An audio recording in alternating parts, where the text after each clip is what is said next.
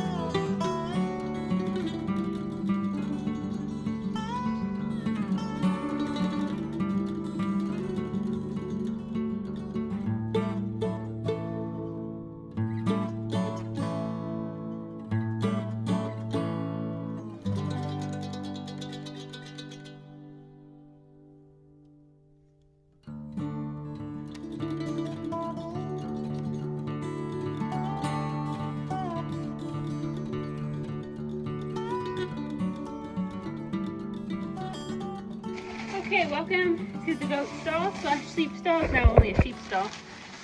Just 2 sheep this year because we're just raising them for us. We're not raising any to sell, because if you've been here long enough, you know that this year Sam completely switched careers. He graduated, started his new job as a nurse. We really just kept things as simple as possible. Didn't try anything crazy new because we knew it would be really stressful for him starting a new job, which it has been, but he's got his footings now. He's feeling a lot more confident in his job. But for that reason, very low-key homestead this year. So just 2 sheep. Give them just a little bit of grain, sweet feed stuff, because then they know that they like us, so that if we ever need them to come to us, we just have to jiggle a little grain and we can check them out, whatever's going on. But anyway, these guys only have about 8 weeks left until butcher date. So I've just laid down a new row of shavings. This will probably be the last time I need to redo their bedding in the stall. We do what's called the deep bedding method, which means we do not clean it out. Every time we lay new bedding down, we just keep packing it in. And then when they have gone to the butcher, we will clean out the stall. We did do one time, if you remember, we did a deep bedding method over several years. It's supposed to help keep the animals warmer in winter, and it's a lot easier on you because you're not cleaning out your stall all the time. But it was a disaster when it was time to clean it out, and you guys probably remember that. It took me weeks upon weeks. It was like concrete on the bottom. Made some great compost for the garden, but not doing that again. It was really hard on my body, so we don't have any large equipment here to be able to clean out stalls easier. It's just me and a shovel, or Sam and a shovel, whoever's doing it. So anyway, we laid down the new shavings for winter, early winter. They will go to the butcher, like I said, in about 8 weeks, so not that much time left. So this should be the last row they need, and then this will all become compost from the garden. Once they leave, this all will get shoved out the door in a big pile. I'll show you.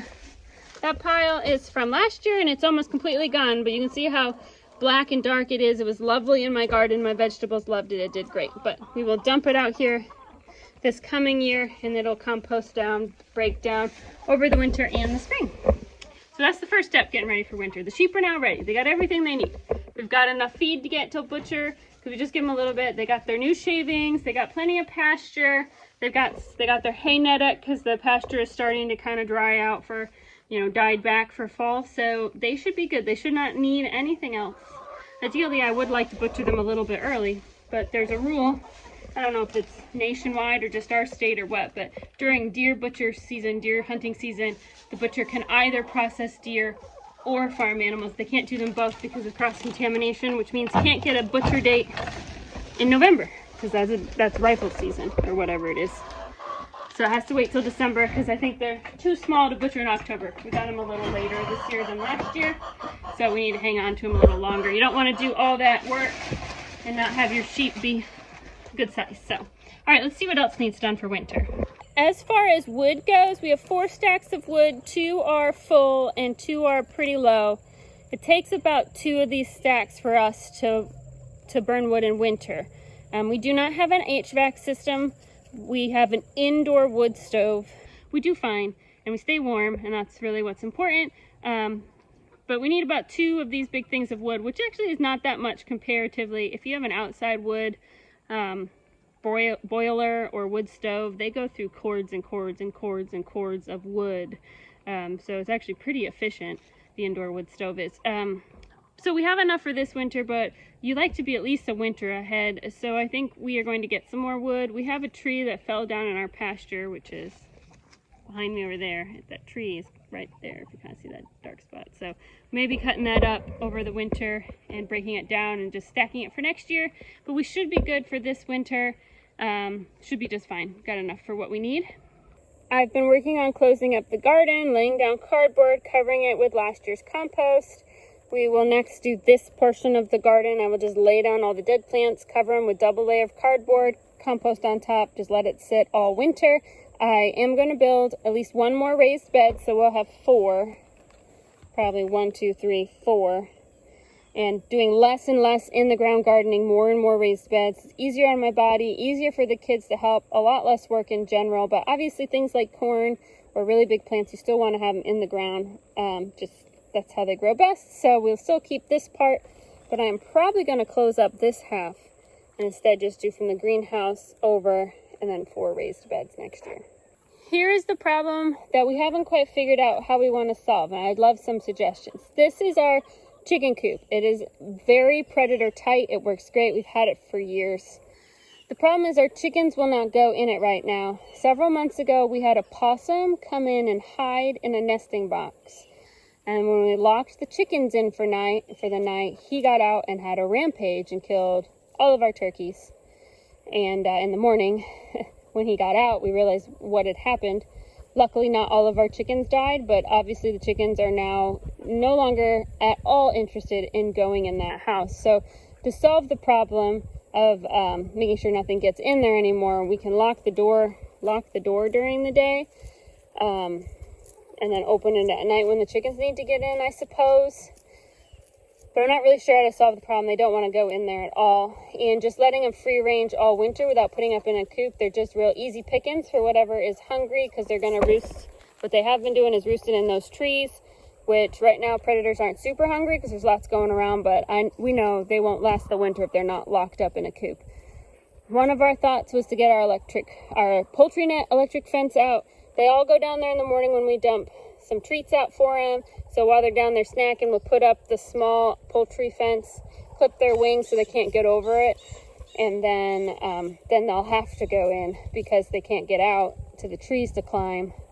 But I'm not sure if that's the best solution. We're not wanting to spend a lot of money this year to redo everything, because we're just focusing on paying off like Sam's student loans. And so we're not looking to invest a lot of money in our chickens. So just looking at the easiest way to keep them safe through the winter. Because you obviously want to take care of the livestock you have. And we've invested time and money in these birds, and we'd like to enjoy their eggs now that they've just started laying. But that won't happen if they all get picked off by predators. So curious any solutions that people may have. We just need to get them to start putting themselves back up in the coop at night. But that's about all. There's not a lot of winter prep that needs done because, like I said, the homestead, we just kept it real simple this year so Sam could get his footing in his new job. And so not a lot of work to close it up for the year, which is nice because we've had years where it is a lot of work, so it's nice to have a break. So anyway, thanks so much for watching, and we'll see you guys all again soon.